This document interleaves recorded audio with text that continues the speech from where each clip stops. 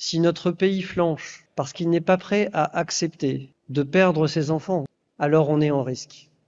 Ça, dans la bouche du chef d'état-major des armées, ça veut dire prépare-toi à la guerre, c'est le militaire le plus gradé de France.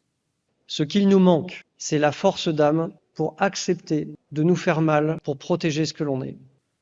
Ouais, moi aussi, ça m'a un peu angoissé ce discours du général Fabien Mandon, mais il faut pas non plus lui donner trop d'importance parce que le seul et unique véritable chef des armées en France, c'est le président de la République et on n'est donc pas à l'abri que Emmanuel Macron réagisse à cette sortie. Surtout que c'est pas la première fois que le chef d'état-major des armées répète publiquement des scénarios de guerre. Il parlait déjà le mois dernier d'un possible choc avec la Russie d'ici 3 ou 4 ans.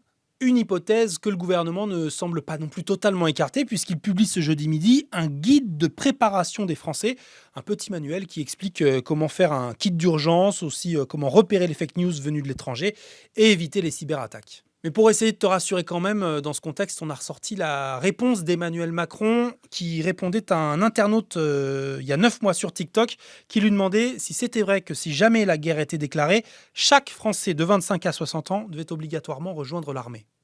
Ça, c'est une fake news, comme on dit en bon français. Nous avons ce qui s'appelle une armée de métier, avec des femmes et des hommes qui sont entraînés, aguerris. On a des équipements très sophistiqués. On a la dissuasion nucléaire. On attend donc maintenant une mise à jour d'Emmanuel Macron pour voir si 9 mois plus tard ça n'a pas bougé.